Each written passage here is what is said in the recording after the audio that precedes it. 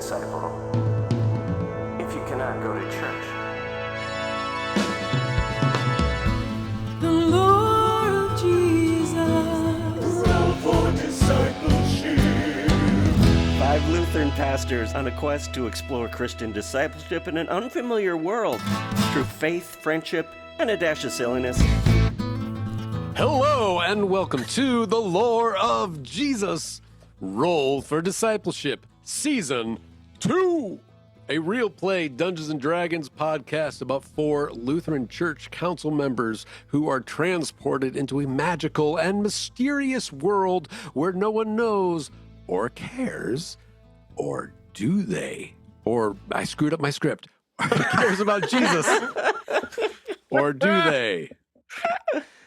I got distracted by my own face because I was watching on the video. We're playing up to the camera now, and it's all a beautiful face. Oh, no. All right.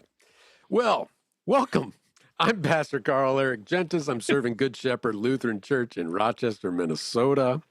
And I will be playing Lila Davis, a Jesus-loving woman from the hills of Appalachia who's been transported into the magical and mysterious world of Minnesota Lutheranism. And in this fantasy world, Lila Davis has been turned into a gnome paladin who is not afraid to take on the forces of sin, death, and the devil. So that is who Lila is. We're going to go around and introduce everybody. But first, we have a icebreaker question. In our last episode, our 4 companions all received a bit of scripture of this text that they've been introduced to in this new world. And so that made us reflect back on our scriptures in the Christian world. And question for each of our characters is who is your favorite who's your favorite Bible character? Okay? Who is your favorite Bible character? And I have to go first. So, Lila, I've been so worried about my introduction. I haven't thought about what Lila's favorite.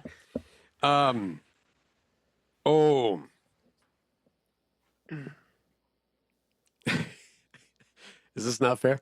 Jesus. Jesus is my favorite Bible character. I'm not surprised. No. Especially since, when he's casting out demons and talking, showing the devil what, I do love that. So, I mean, does it get any better than Jesus? That seems like low-hanging fruit, but that's all right. No, that's Lila. That's Lila. Yeah. I mean, who else are you going to pick? Anything else would be idolatry. Unless, it's probably true. That's right. Anything else would be, and she's waiting to hear what kind of really wishy-washy choices you Lutherans make. That's so, it's true. So, eeny, meeny, miny, mo, who's going to go first next? How about Richard? Richard, hey, how you everybody. doing? I'm great. I'm Richard Bruxburg-Colligan. I serve Mount Olive Lutheran in Rochester, Minnesota. I'm Director of Spiritual Formation here. And in the game, I play Juliana Vicula, who is a new youth director at 95th Lutheran. Single, 27 years old, loves Jesus also, and has a certain kind of loyalty and / stubbornness that we're discovering. And in this fantasy world, she's been transformed into a Goliath monk. 7'7", 285. Yes. Now. Yes. And her favorite character is Mary Magdalene, who is sometimes called the Tower. And in real life, there's been...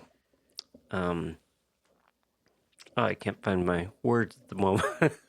There's been scholarship about Mary the Tower that maybe the word Magdalene doesn't describe where Mary came from, but it was an honorific, much like Simon Peter was called the Rock. It could be that Mary was called the Tower. And I love the imagination that these two leaders of the early church were super important. And Julianne has a sense of bond with leaders that she's never met. One is Jesus, and for sure the other one is Mary. Mary, how lovely. All right. Thank you, Richard. Well, hello, Anna. Welcome. Hello. My name is Anna Farrow. I am the Children, Youth, and Family Pastor at Sunboro Lutheran Church in Rochester, Minnesota. And I am playing Dawn Brandt, the maintenance woman extraordinaire who is at the church almost as often as Ardle is, if not more. And in this fantasy world, she gets turned into a halfling artificer. So not much has changed, except she's gotten a bit shorter. And for her, I think her favorite Bible character is probably Martha, in that things need to get done. I know it's a lovely sentiment of let's listen to Jesus and see what he has to say, but there are things that need to get done. Dinner doesn't cook itself. Like, let's get going. The slippery slope into... Never mind, sorry. Lila. It's just... Hold her back just a Hold little her longer. back a little bit. Yeah. All right. Well, thank you very much, Anna. And hello, Anders. Greetings, everyone. My name is Anders Nelson. I serve as the parish pastor at the Mabel and Henrytown Tri-Point Parish in rural southeast Minnesota. And within the game, I am playing Will Sterling, the 40-something child of the congregation who is not terribly well connected with the community, but shows up every once in a while. And his work as a banker outside of the church brought him to now be serving as the new church treasurer on the council. Not being someone who is not terribly well connected to the church, he doesn't have a whole lot of Bible stories that stick in his brain.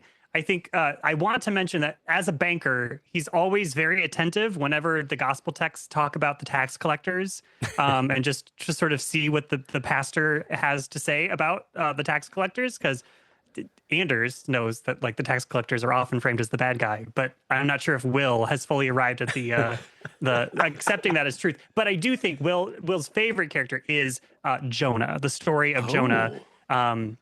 I think Will has a sense of resonance with Jonah's frustration with how God works sometimes, that that we have sort of these expectations of who we are to be in the world, and then sometimes God's grace gets in the way of being extending too. Maybe Will might have some feelings about God extending too much grace to people, and being sort of grumpy about that. But I think in the end, God gets the last laugh in that story about Jonah. But Will has some points of resonance of just being like, okay, we have to go and do all that. Go talk to the enemies, the bad guys. We have to go talk to them and take grace to them. I'm not so sure. So that story and Jonah and his grumpiness and cantankerousness, which I realized as I was thinking about that ahead of time, I think I'm in 2 seasons in a row, I'm ending up playing this character who's cantankerous. Yeah, you might have to talk to somebody about that. Opposite of who I am as a person, but regardless. Here we are. I'm not sure if I should say you do it really well, or is that not a friendly thing to say? Anders is a great actor, everyone. Yeah. Thank you. Thank you. That's the way to do it. A thespian. And our DM, Ben Lavin, how are you? Hello. I'm doing all right. How is everyone today? Are you ready to jump in as your DM, your steward of lore, and your sunshine detector is ready to roll? I also in the real world, I am the pastor at Our Savior's Lutheran in Rochester.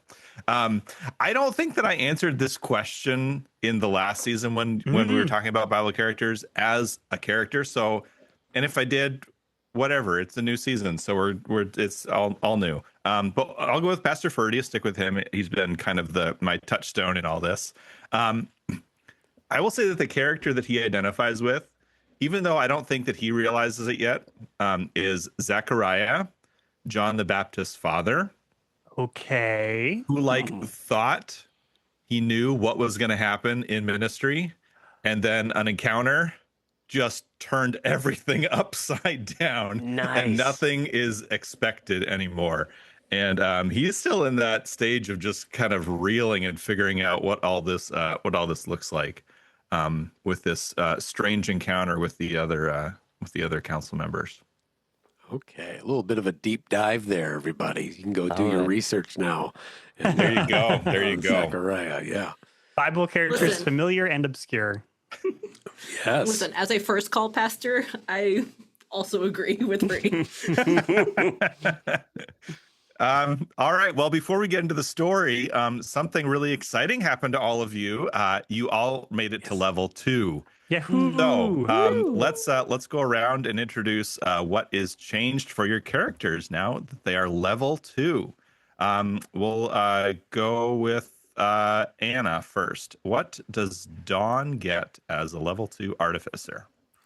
As a level 2 artificer, she gets another spell, which I don't think she has used many. I guess she kind of used identify, but she hasn't used the other level 1 spells. But she had cure wounds, which she calls get over it, you're fine. And her new spell, watching the centaurs and our encounter on the cliff, she now has falling like a cloud, also known as featherfall. Nice. And then she also, as her ability to reach into her bag and suddenly pull things out that we may need grows, she now has 4 other magic items that she can pull out of her bags. Ooh. So she has a bag of holding, returning daggers, sending stones, and wraps of unarmed power. So, Ooh. so we'll see if those pop up at all. Cool. Can I ask about those, Anna? Sure. I think I know what a bag of holding is. It's like everything in the world, or anything can be held in it. Basically, there are actual limitations, so like you have to make sure that the item actually can like fit into the top of the bag, and technically there's a weight limit. But Okay.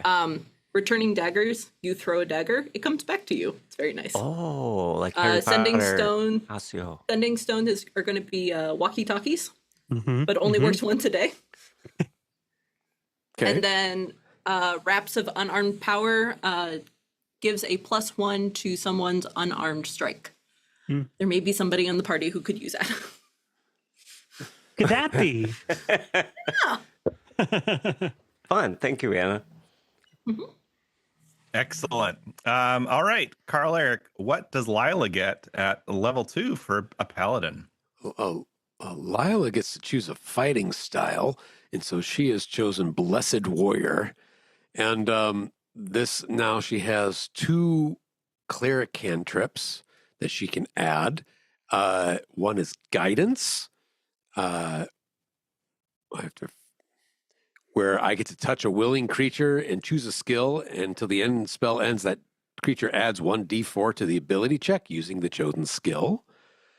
And then the other one I get to add is Mending, where I get to break something that's broken or torn. So something that might, although it says it's a single break, so a smashed pot, I would imagine I can't fix, but a broom broken in half I can, or something like that. So, and then I also have Paladin's Smite is always ready to go. So, Smite. Incredible. Paladin's bread and butter. Although less useful in this new edition, which What? still makes me salty. Rude. Mhm. It's a no idea. bonus. It's a bonus action now. You have to cast the spell Smite as a bonus action, whereas before you could just do it if you hit something, and then you still would have your bonus action available. Plus, if you had 2 attacks and you hit on both of those, you could smite on both of them. But this time, you can only smite on one of them because it's a bonus action. I mean, paladins were pretty.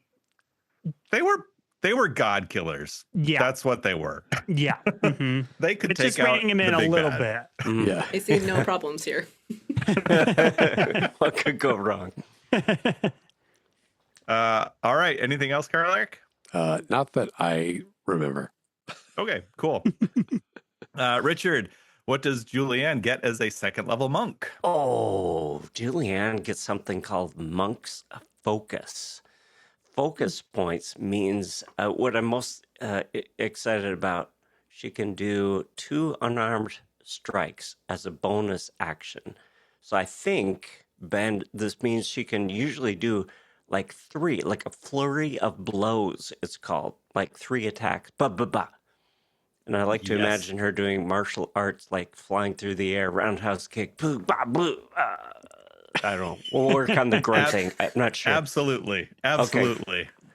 And her speed is increased by 10 feet when I'm not wearing armor or a shield, which might come in handy.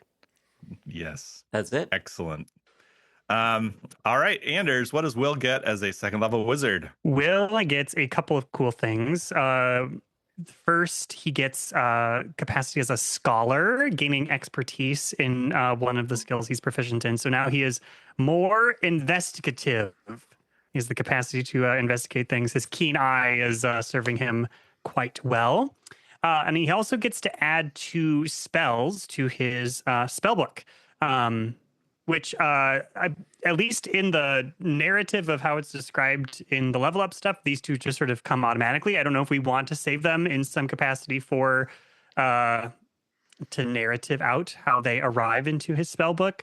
But I'll name the 2 that I picked up are the first of them is just sort of in the midst of all of the tumult and chaos around him, he picked up protection from good and evil, mindful of just sort of preparing for the things around him. And also the other thing, I think he's recognized he has a skill that could use some additional support. So he's gathered the Charm Person spell so that he might use his prowess in spell casting to make conversations with people just that a little bit easier. Can I call that the anti-awkward spell? I think that's a good, It that's feels a like fair way to describe I it. wish I had that in my pocket on a regular basis. Same. I like that way of looking at it. He's like, Yep. oh, I could do things now. I'm going to make it so that social situations are better.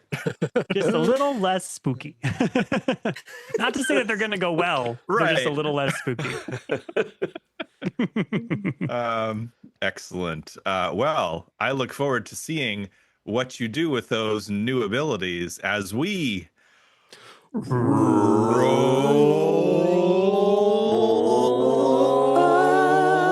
for discipleship. All right. Wait, I meant to ask. Point of order. Is there a long rest that happened while we Yes. leveled up? Okay. Yes, you have a long rest. It's maybe not precisely this moment, but that's fine. It doesn't matter. It's good. Okay. So yes, you long rest, you get everything back.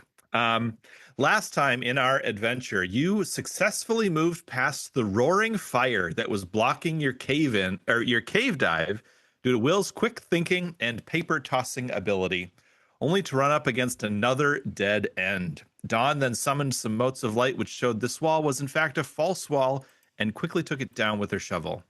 You then encountered another unhealthy-looking violet mushroom, but you got a bit too close to it, and it attacked.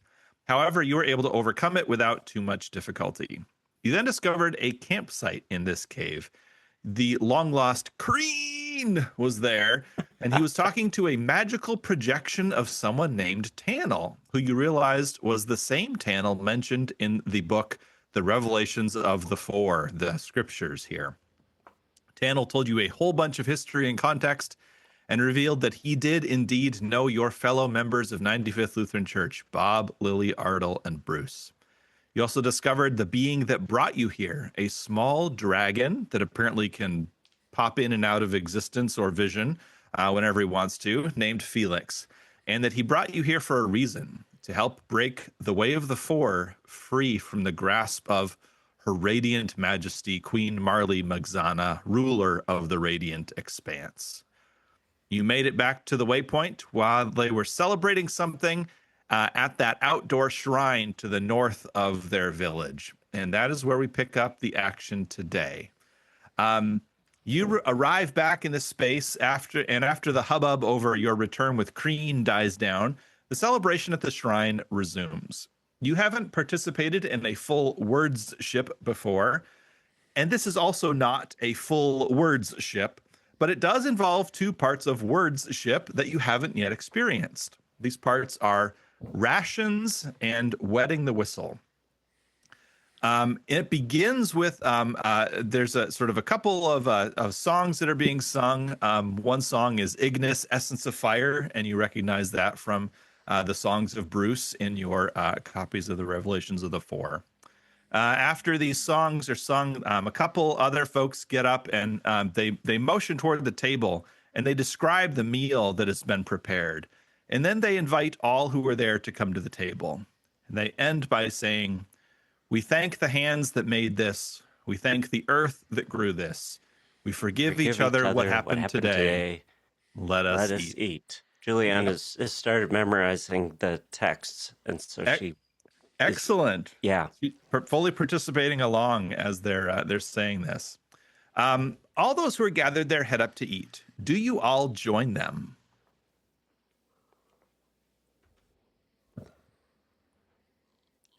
Will is hanging back, waiting to see what the rest of the group does. I think we can Dawn trust. Yeah, Julianne also feels pretty good about this. Lila does, but with a bit of suspicion. She's just going to check this out. All right. And Will is too chicken to say no by himself, so he's just following behind Lila and following and doing what everyone else is doing. Excellent. You go up to the table and it looks just like a feast. There is some roasted meat, looks like some kind of fowl. There's corn on the cob. The corn is green, but it seems to be quite edible and tasty. You see other various vegetables and fruits, some that look kind of familiar and some that are very unfamiliar. But again, all the food looks like it's really tasty. Folks are really enjoying it. And then there is also crusty bread along with all the food. And everyone there is just eating and enjoying a conversation with each other and having a great time. Does it seem like we're invited to partake? Absolutely. Well, Julianne steps right up. Lila grabs a plate. Is there a plate? Is it like is it a potluck? I mean, like, am I just like helping myself at the buffet bar? It's kind of like in the center of the table, like these dishes are all prepared, and then there's, more copies of the dishes further along. So you get a seat at the table, and then you just pick from the food that's in front of you. Yeah. And yes, Lila sits there and it says, honey, and she gestures towards someone across the table who happens to be across the table, we will say that there is a this is a person who has like a deep cloak on, and had their face has sort of been turned, but when you catch their attention, they turn toward you, and Lila, you see a demon. How did you? Oh my gosh! At the potluck? They say, "Sorry, what? Can I help you with something?" Yes.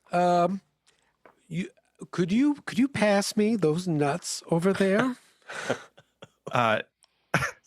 Sure, and picks up the plate that has the nuts and hands it across the table to you. Oh, thank you so much. I didn't get your name. I'm Lila Davis. Lila. Excellent name, Lila. Yes. And what's yours? My name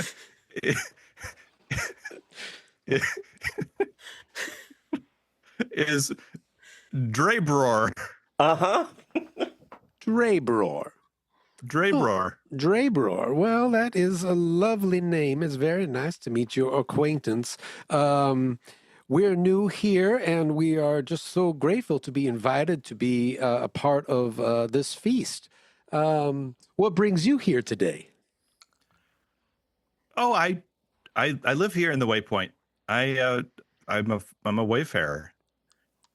You're a wayfarer. Oh, how Yeah. lovely. Yes, and is there any particular element of the way that you find so appealing?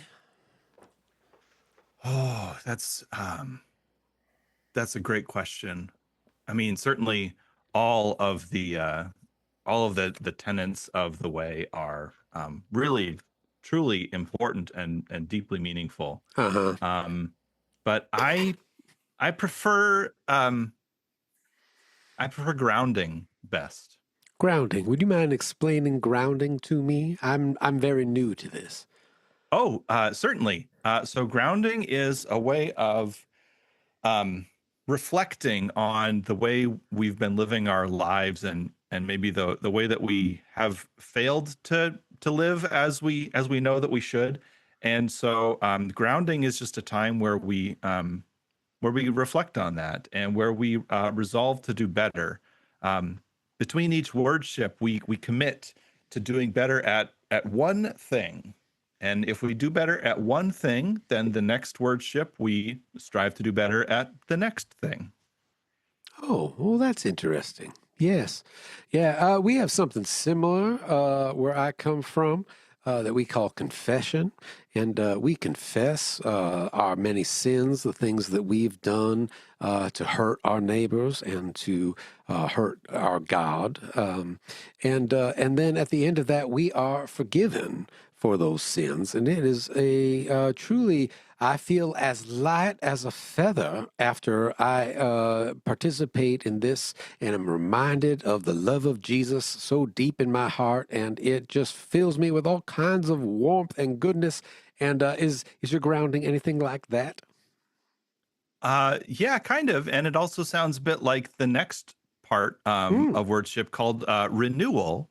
And after we ground, we have our time of grounding in worship. Then we have our time of renewal, and we have a lit candle that we hold for a few moments of silence as we let this sort of new energy, this new drive come over us, and we then. Well, the leader will say, "May the light guide you," and then you hear around them some other folks say, "And shine within your heart." And he smiles at them and says, and then we blow out our candle, and it's renewal. We also call it lilting. So there's a couple different words for it, but it just sort of like helps us feel energized to actually go out there and do that thing that we have committed to writing. Oh, I love that. I absolutely, it reminds me, we have this song we sing called This Little Light of Mine, I'm gonna let it shine. Oh, it's so lovely. This little light of mine, I'm gonna let it shine. Oh, yeah, it's it reminds me of that. You know, I say everything looks so different than I'm used to. I mean, no offense, but even you, my initial reaction, you seem like a lovely person, but my initial reaction was a little bit off. How am I say? I was a little, oh, darn it. You caught me off guard by your appearance. I'm sorry, but it just it's a unusual look from where I am, and but everything looks different, and yet it's somehow there's something about it that also feels so much at home. And so I have to say I just thank you. I'm having a lovely time. Thank you for the nuts. Drebor's eyes just kind of got wider and wider and wider as Lila was just continuing to talk, and just it just says, "You're welcome." And that was a lovely song. Maybe you'll feel like you can want to sing that maybe for worship next after we're done with lilting. It sounds like it might be a lovely addition to worship. Oh, I love that. Yes. That's all enough right. Lila for a little bit. So that's what Lila does during the meal. Does anybody else do anything or have any interactions? About how many people seem to be around? There are, you'd say somewhere between 60 and 70. Okay. Oh, Juliana's been enjoying noticing what a big voice she has. And so she will kind of try to get people's attention. Hello, hello. Thank you for your welcome. We are new to these parts and we so appreciate your hospitality. As it is written, the table is not a reward, it is the beginning. And she raises a glass, hoping that people will jump in. Yeah, you get a bunch of people who raise their glasses and say, "Welcome." Well, that's lovely. That's just what I want. Dawn at this point has like looked around at the structures and stuff, and whoever she has trapped into conversation is starting to talk about like, you could improve some of the structure or some of the foundations of the structure, and just keeps going on and on about how to improve the different buildings around here. Yeah, you get there are two we'll say that there are two gnomes and a human who you've cornered at one part of the table, and the human is just kind of nodding along politely. You can see their eyes are just starting to glaze over, and the two gnomes have like been inching away ever so slowly while you keep talking, and then eventually there's kind of a decent gap, but they also are nodding along whenever they feel like they absolutely have to. active listening. Mm-hmm. Yeah. I think Will is on the outskirts of this whole gathering. I think the unfamiliarity of all of this is just sort of getting him a little bit. I think he likes things that are structured and familiar, and this moment and these conversations and the food being presented in this. I mean, it may be gently akin to a potluck, but I think Will is just this is just sort of continuing to remind him that he's in this weird, unfamiliar place. He does grab a little bit of the crusty bread. I'd imagine there's butter at the table. Yeah. Yep. But then one thing I would wonder about, is there honey around? There are a couple other condiment type of things. Sure. And you are kind of over there sort of looking at all of them. And Hagwin comes up to you and says, so how are you enjoying the meal? Oh, I was one of the last ones in line to come and get some food. I'm just, do you have any, where I'm from, we call it honey. It's like this thick, syrupy. Yeah, and it's really sweet. Yeah. And Yeah. bees make it? Yeah. And he picks up a little jar and says, yeah, this is the honey that we have. Some of our folks are beekeepers, and they work to tend them and make sure that we are able to enjoy this sweet stuff. I think for the first time since arriving into this fantasy world, Will's eyes go from just any amount of curiosity he has of like cautious curiosity flips now to like excited and interested curiosity of something that he has deep interest around.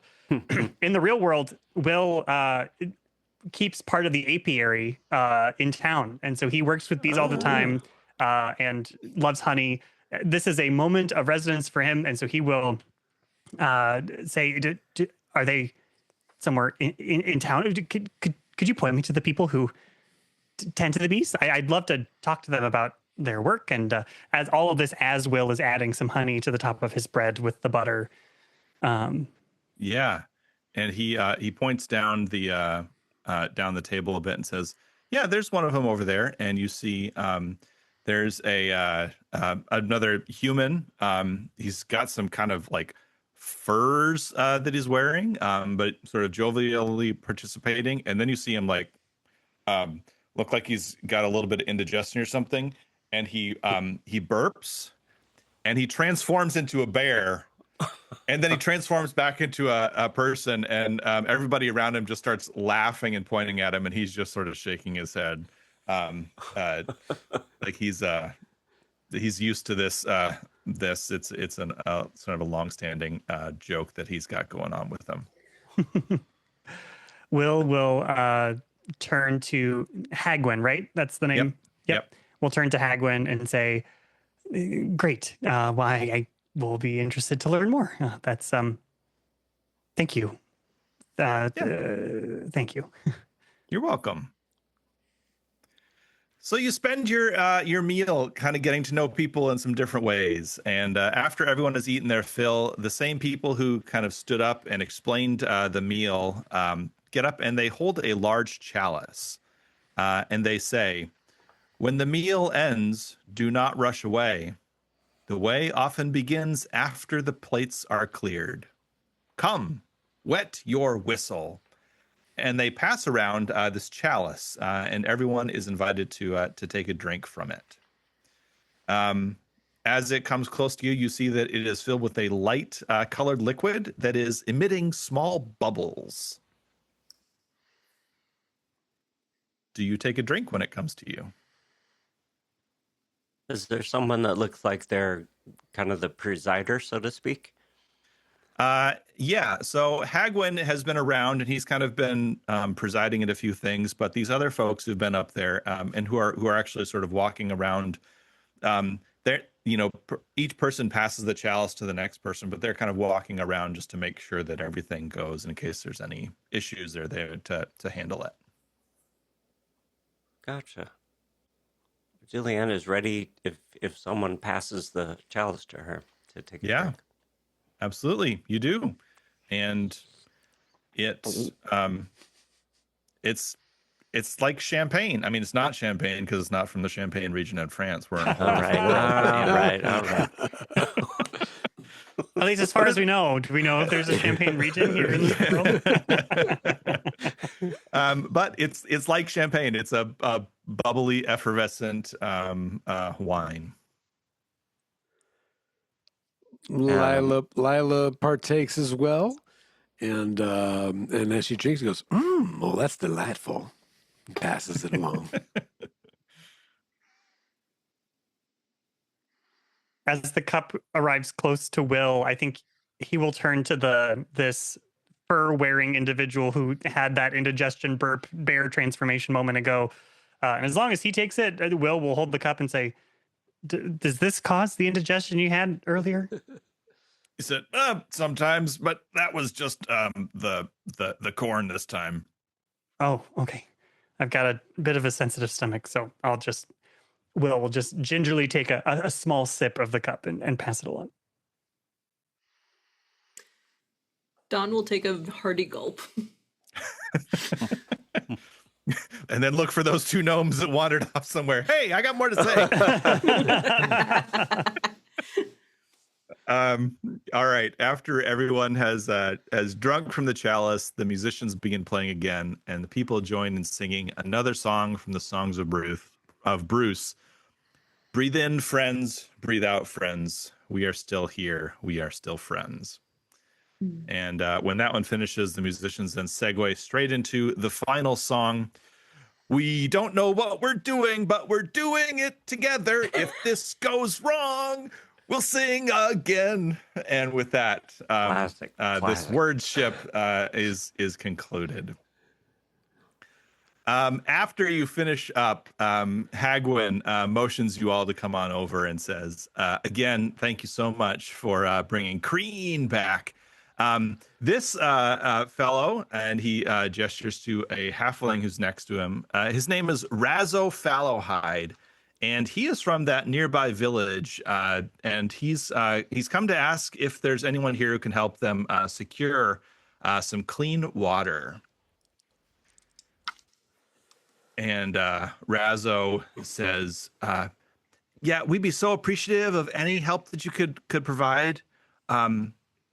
we asked some truthers first, and because they love water, they're all about water and all the cool things water does, which is great and really helpful and would be excellent. But they want to build this elaborate aqueduct system, and I mean that would be totally amazing, but we just don't have the resources or the time to make that happen. So like anything you could do to like a faster solution, that would really be helpful because we're running out of good water.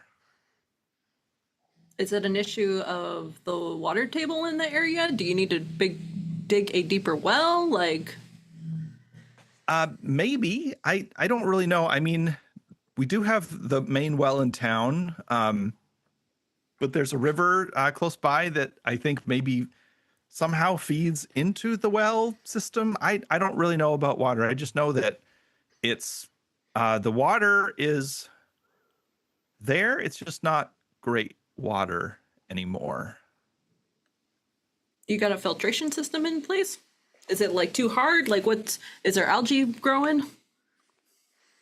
I no. Well, I mean, we don't have like any sort of like system. We just, dip a bucket down and pull those up. That's our system. But We had a system like that back in Harlan's Gap. It worked just fine.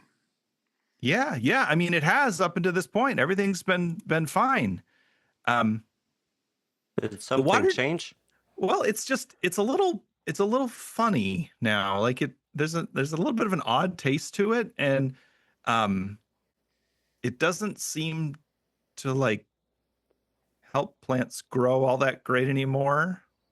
I mean, when we put it on it, they don't really seem to have vitality very much, if that makes sense.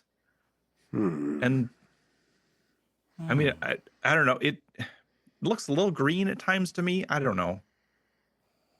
Doesn't sound good, whatever it is. Yeah. And so like your help would be greatly appreciated. Like I said, the truthers want to build a big aqueduct all the way up into the mountains to bring water straight from the springs up farther, but we don't have the resources for that. And You think- depending on what's wrong with the water and where the contamination is coming from, even doing a smaller aqueduct from up the river may be enough. Well, we would love to have you come and help us out with that. It's a little too late right now to head out, but if you're willing, first thing in the morning, we can head over to the village. I don't think we have anything else on our to-do list. Yeah. I think On the case. we've lost we haven't found the person we came here looking for in this place. So maybe we'll find him there. Excellent. Okay.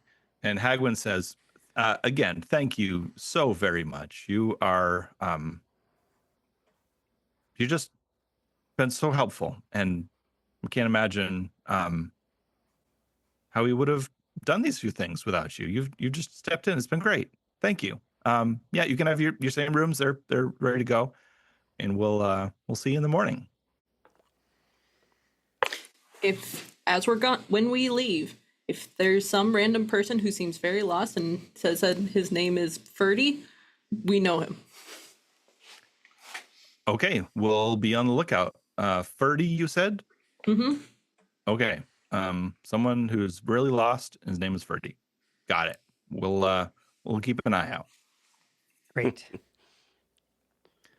All right. You head off to your rooms and spend the night, and things seem to go fine. You wake up in the morning, have some breakfast, and head out on the road with Razzo, heading to the village. The village is off to your west, and you travel along the coast. There's a road there. It weaves off into the woods for a little bit and then comes back to the coast.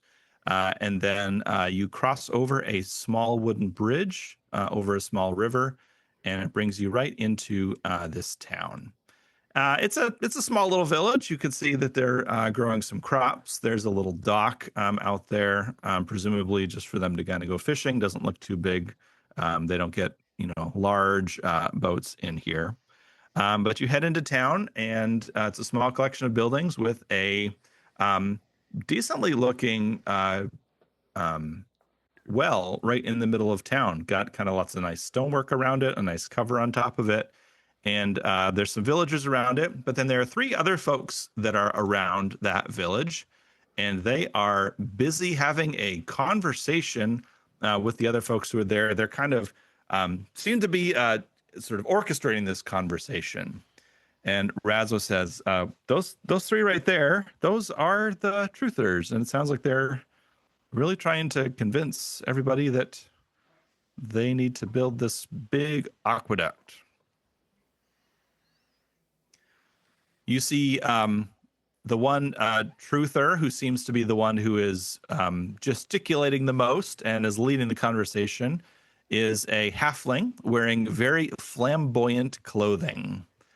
There is another one, an elf with an obviously broken nose, and he is just kind of standing around, smiling for the most part, just kind of, pointing at things as the halfling is. And then there is a third one, an orc with purple and green streaked hair, who is also has a pair of glasses on and is holding a book and appears to be like looking back at the book and then nodding as this halfling says certain things. What do you do?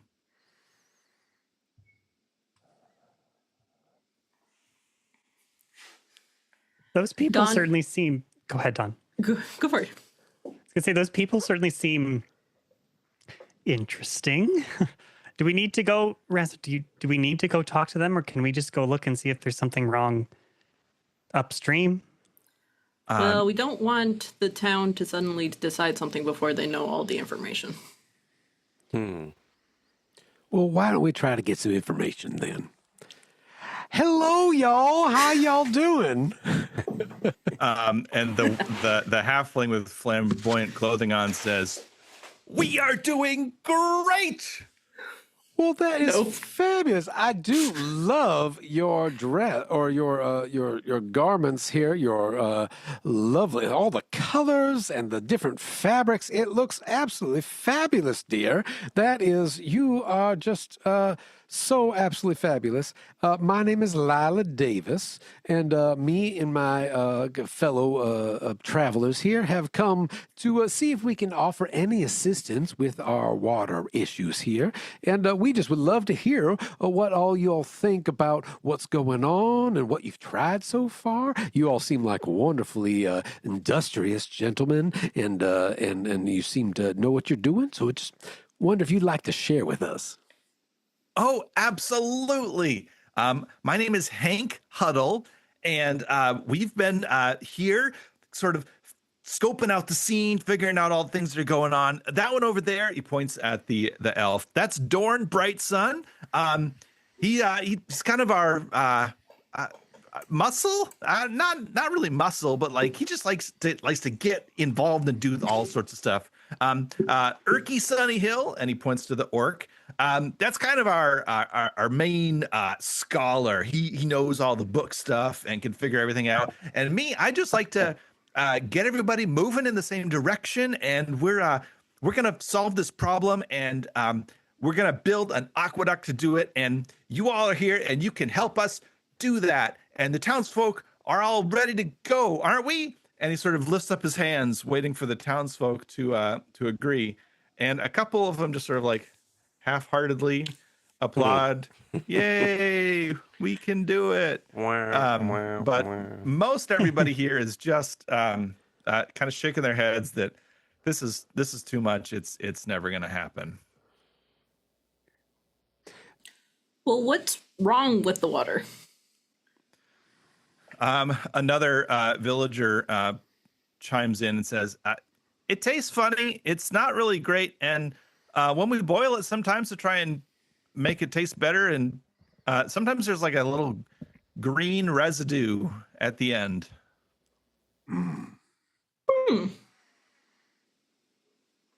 Yeah, it's not good. We don't like it. Can I see some of it? Sure. And they run off to go back to their home, and they come back a couple minutes later. They say, "Here's the pot with the green stuff in it, and well, here's a pitcher of water that we just drew out a little bit ago." And yeah, as you look at this bowl, make an investigation check for me.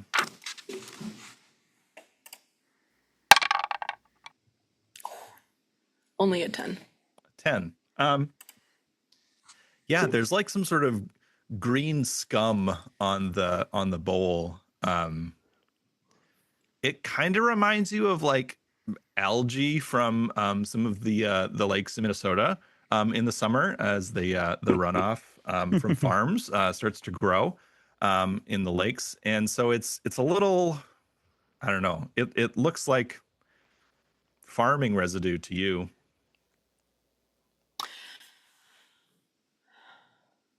Where?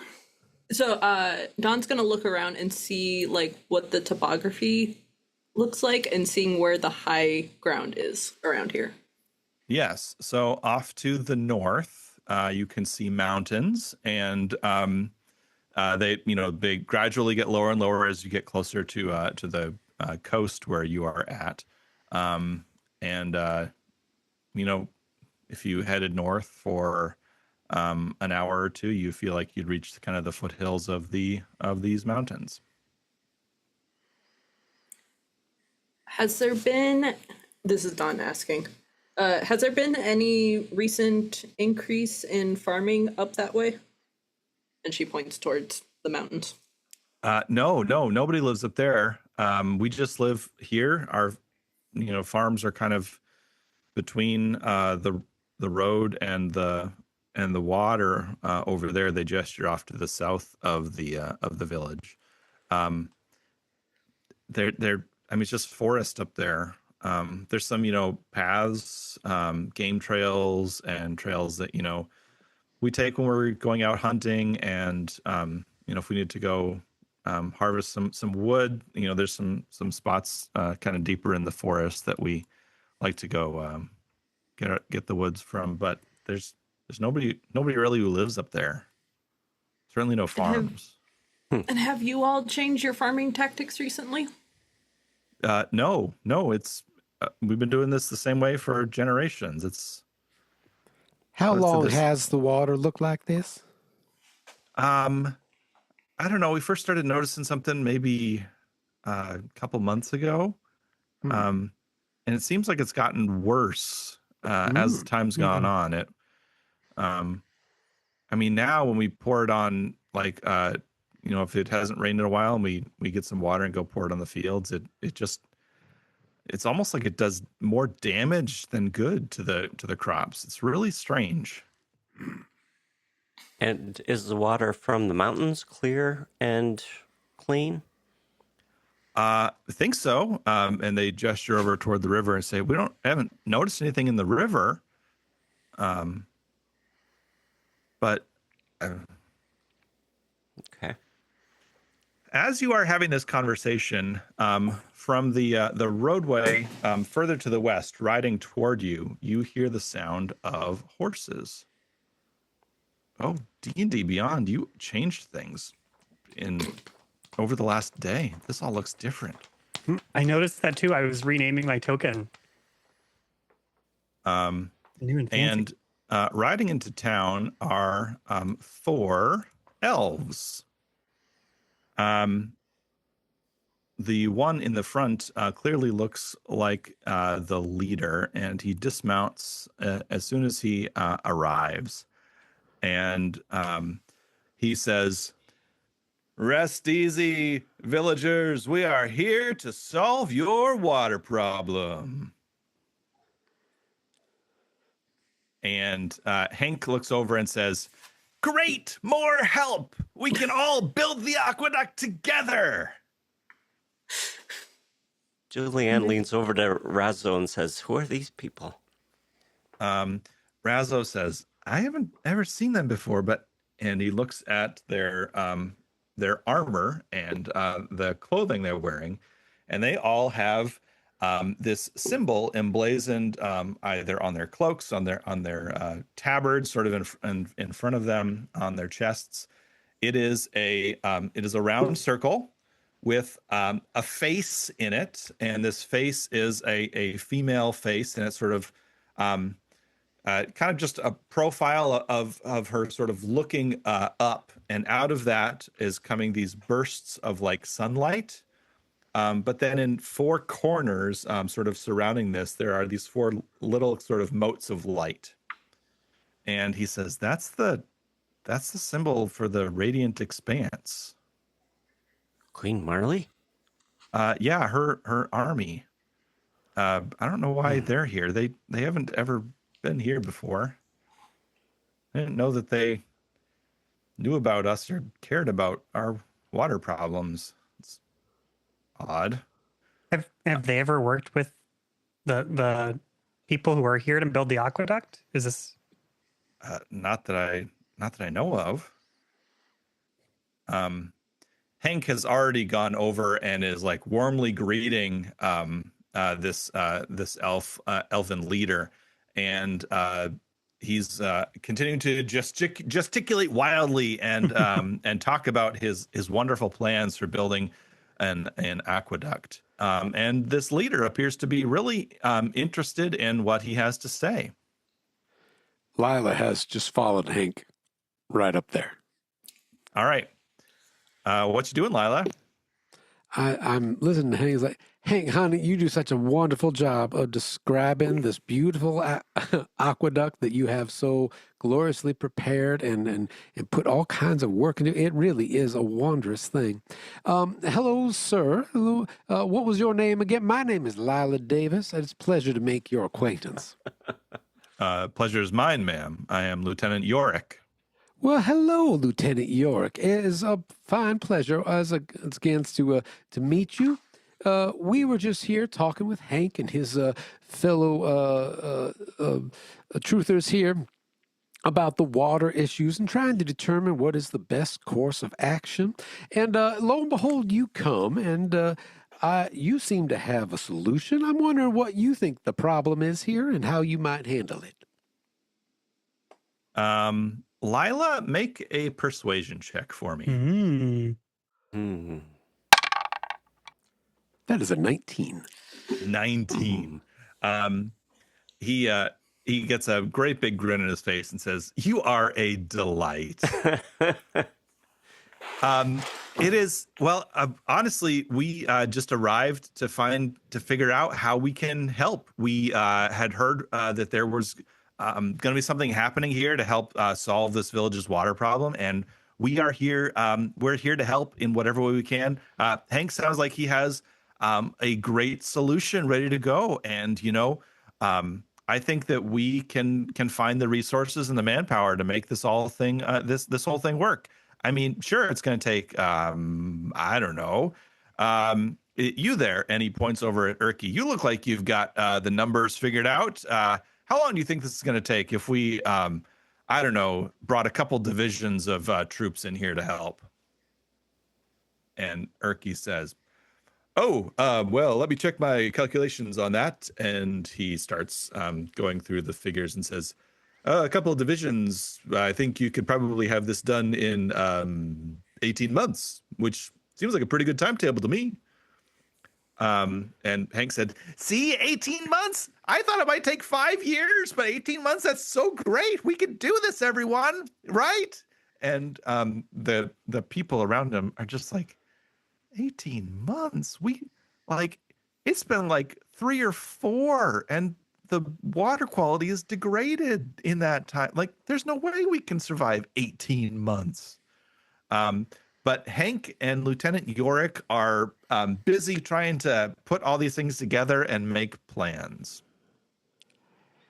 Well, that's lovely, Lieutenant Yorick. If you don't mind, hey, Will, honey, would you go, maybe you can talk to Mr. Erky over there. You're good with numbers, too. Why don't you just double check his numbers and just see if there's anything you can help him with? Sure. Second set of eyes couldn't hurt. We'll just walk up to Erky and say, "Yeah, do you mind if I just like look at the plan you've made, make sure everything is hunky dory?" Says, what are your qualifications to look at my numbers? I have, in my line of work, I spend a lot of time working with numbers and money. Make a persuasion check for me. Oh, yeah. A skill that Will certainly has. You said persuasion? Persuasion. Yep. Great. We got that -1 modifier with an okay roll. That's a 14 total. Hey. 14. He says, well, I'll be watching you over your shoulder. And he like holds the book out for you to see, and he's paying attention as you are going over his figures. Make an intelligence check or investigation check, whichever one. Either straight intelligence or investigation. Let's do investigation.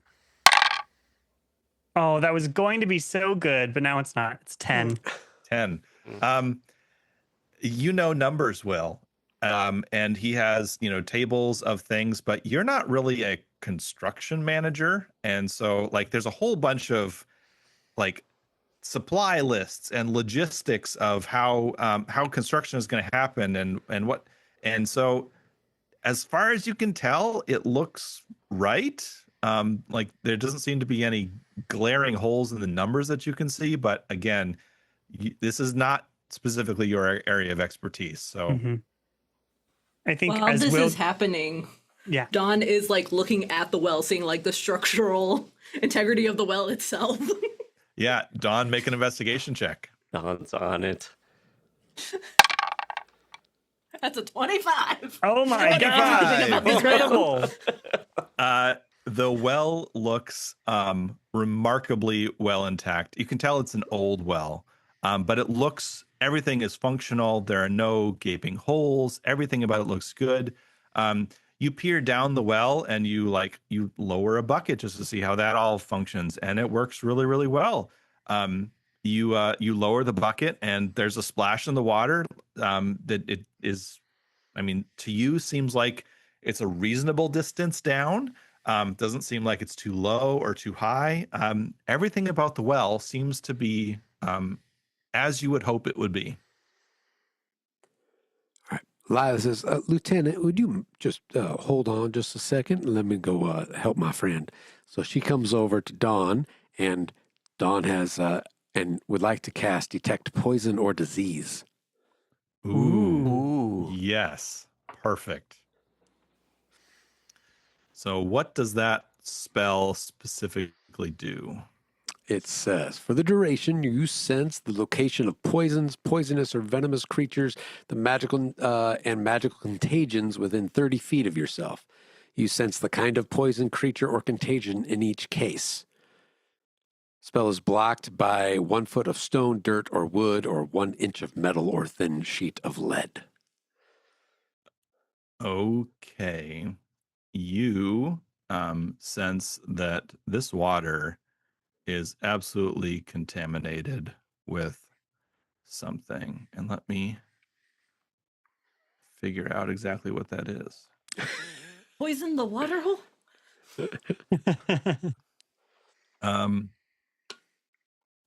You know that there is some sort of acidic gooiness to this water that should not be there. Lila dips her hands and she feels this acidic gooiness between her fingers, like, that's what I was wondering. There is something mighty wrong with this water. There is some kind of this gooey ooziness that's contaminated the water. I think this is our problem right here. We need to get to the bottom of this before we start building any kind of aqueduct. We might just be able to solve it much sooner if we take care of this. Lila? Is it the same? Oh. Yeah, I was going to say, Lila and Dawn, you can each make a check here. I will say you can either make a nature check or a history check, or I'll even say a survival check, nature, history, or survival. It is a 15 for Dawn. And a 11. 11 for Lila. Lila, you're thinking, man, this feels really familiar. And Dawn, you're like, oh, this totally seems like that gooey cube we fought just after we got here. Gelatinous cube. Dawn will look up and be like, have you all had to deal with sugar-free Jell-O attacking you? Wait, that what? Like a Big big gelatinous ooze? cubes that seem to have No, we No. haven't experienced anything like that. Because the water seems to be filled with whatever that stuff is. Lieutenant Yorick says, "There's a monster in the water. Let me at it." And he goes over to the well and draws up some water, and he sort of sniffs at it and checks it out a little bit and says, "I don't know, seems fine to me." Well, let's get back to talking about this this aqueduct. Hold on. Hank, Erky, Dorn, Hold come on. on, let's go. Hold on. Yep. This plan is supposed to take 18 months. What water are you going to provide these people so that they can make sure that they have enough water while you're doing your weird construction project during this 18 months? He says, you think that we would let honest, hardworking villagers go without water while we're trying to fix a water problem? I mean, come on. Who are you? Okay. Where is the water coming from then?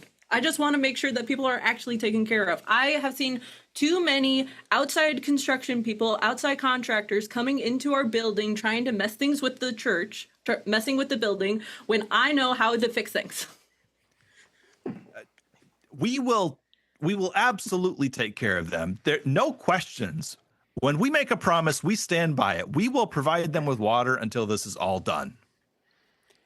Now I know for sure that in my business back at Eddie's Diner, whenever you needed something done, it was always best to get a second opinion or a second bid. So I would just like you to know what do you suggest you might do, and would this be out of the goodness of your heart, or is there some kind of fee attached to it? Lila and anybody else, you can make this. Make an insight check for me. Ooh. Leanne gets 18. That's a 9 for Will. I think it was a 4 for Lila. And Don gets a 15. Yeah. Julianne, you've been sitting back and kind of watching this whole scene take place. You could tell a couple things about it. One, Hank, Erky, and Dorn are really excited that someone wants to go with their idea. You can tell that they have not met this Lieutenant Yorick before. They're just extremely excited that someone likes their idea. Lieutenant Yorick is absolutely committed to helping this village build this aqueduct. There's something else there, but you know that he is genuinely wanting to help this village build this aqueduct. Okay. And he says, I I'm will just not stand by and have you besmirch my reputation and my good name and my desire to help these people.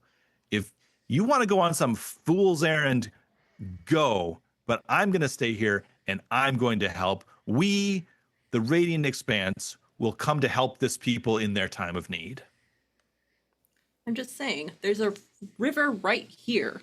If we can at least go far enough upriver, see where this gelatinous whatever is coming from, stop it from the source, we probably could do it a lot closer than building an aqueduct all the way up in the mountain.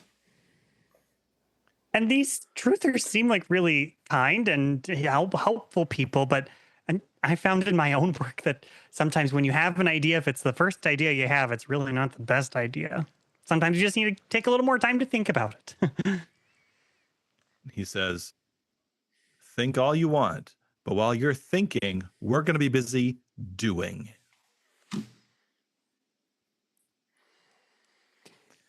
And he kind of says, come on, and walks with Hank and Erky and Dorn and his other companions, and they all head off over to there's a small inn, and they head off into the inn to go work.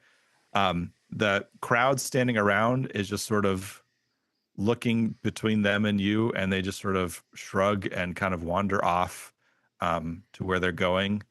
Razzo looks at you and says,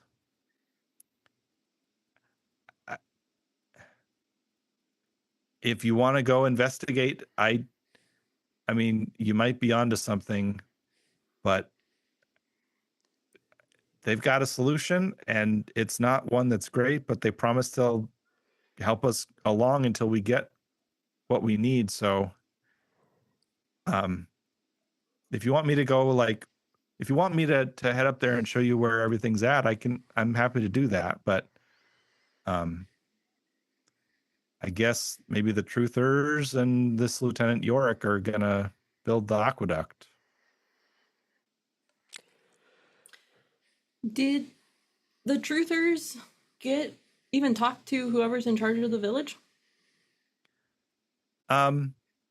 They called a meeting of the town, and I mean, we all sort of showed up and talked to them. They had this idea, and they were really enthusiastic about it. I and a couple other folks thought it sounded like way too much, and so they asked me if I would go over to the Waypoint and see if there was anybody else who could come, because Wayfarers, one of their passions is making sure that everyone has clean water to drink. So we knew we would at least find some help there. And the truthers are Wayfarers. They're just really, really enthusiastic about water and just kind of want to get in there and do something no matter what. But there's so much water around here. Why go all the way up into the mountain? That's a bit I don't understand. I don't either. But I guess unless we can show them that there's a problem somewhere else, then it just is what it is, I guess. Razzo, do you know where this well water comes from? Do you know where the source comes from? Well, we can head off to the north and follow the river up and see if we can find anything. Yeah. Y'all, if you remember when we first ran into that big sugar jello cube, the water was very gross and hard to see through it.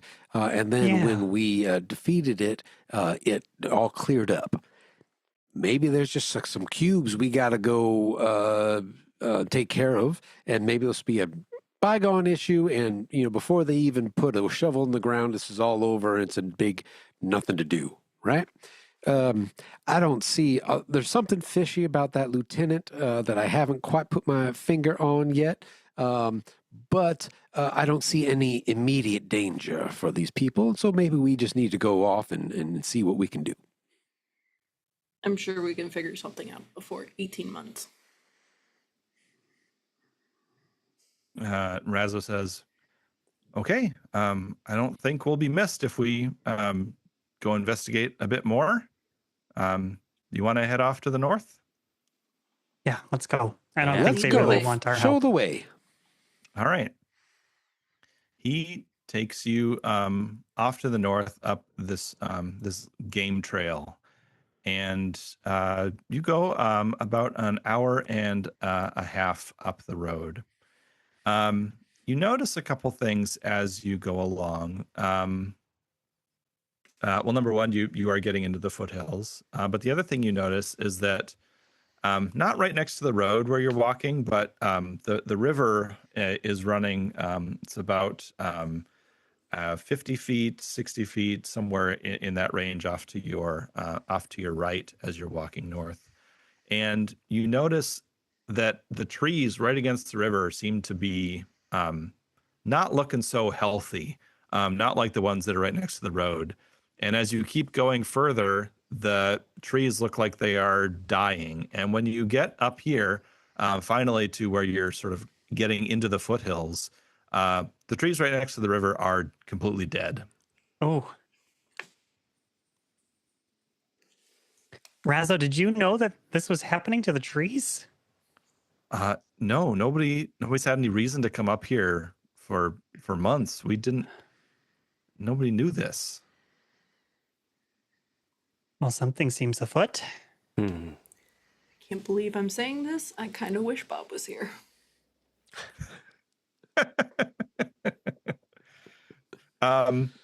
Let's see. Let's have you all make investigation checks and see what else you can kind of notice.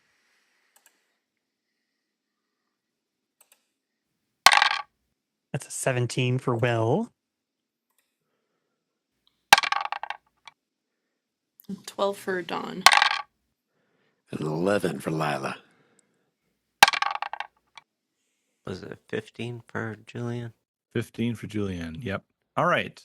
So Will and Julianne, you are able to pick up on a sound, and it's rushing water. Sounds like a waterfall.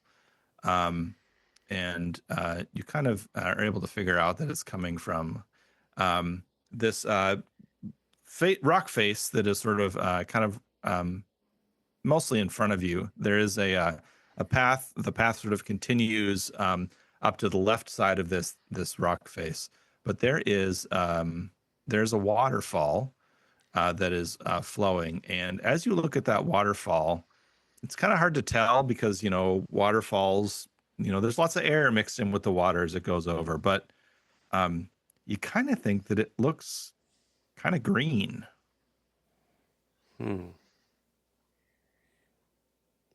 Julianne looks up to see what the climbing surface is there. Yeah, so there's kind of a steep cliff that the waterfall is coming over. It's not too terribly tall. It's 30 to 40 feet high, but you can see that this path does go to looks like it kind of goes around that, and maybe on the back side of this where it sort of disappears behind it, there's a little promontory that's sort of coming out. There is possibly some space to get around behind to see what's going on. Julianne suggests to the party that maybe she bounds up there to take a look. What do you think, y'all? I'm just thinking it looks bad from here. Maybe something from the top of the waterfall. Maybe we just need some information there. What do you think? Sounds like a plan. Just be careful. Dawn will reach into her bag and hand. It looks like a walkie-talkie, but like made of stone, and hands it to Julianne. It's like, call if you need something. Fantastic. Julianne gets close to the surface there and looks for places for handholds. She's thinking, we have that potion of climbing, but I'm not sure we really need it right now because I'm pretty big. Got my athletics, acrobatics, bonus. Just thinking out loud, Yep. So, Julianne, what is your speed right now? Your current speed? Oh, that's a good question. Where do I find that? It'll be kind of at the top of the sheet. Next to your proficiency.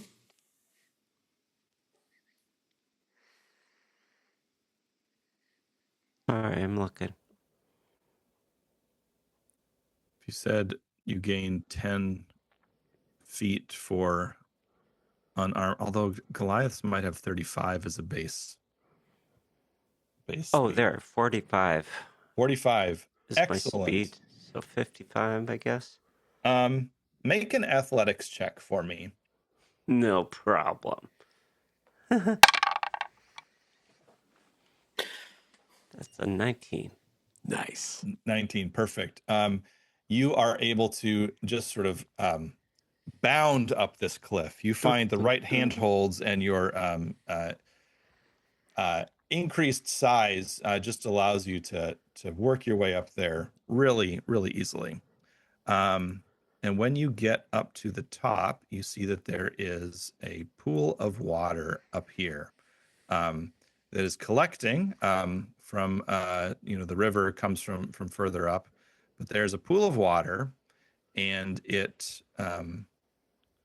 is all green up here. The trees that are around this are all dead, and this water looks just like that water where you fought that first sugar-free cube. Julianne, honey, what do you see up there? Julianne says, it's all muck up here, too. Julianne tries to look on the other side of that reservoir to see if she can see where the water is coming in and if there's any clarity on the other side. Yeah. Make a perception check for me. Yes.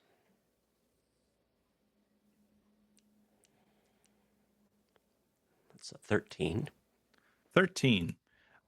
You look, it's a long ways away, and it's 150, 200 feet away. Everything kind of looks green from here all the way up, so it's difficult to see too far. But you don't have to look too far, because rising out of the water in front of you is one of those sugar-free gelatinous cubes. Oh. And then next to it rises up another one. And then, because of where you're standing, between where those two are and you rises not another sugar-free gelatinous cube. No, not that. No. But a full-sized gelatinous cube. Oh no. Oh no. And that's where we're going to end today. Oh my goodness. Come on. How bad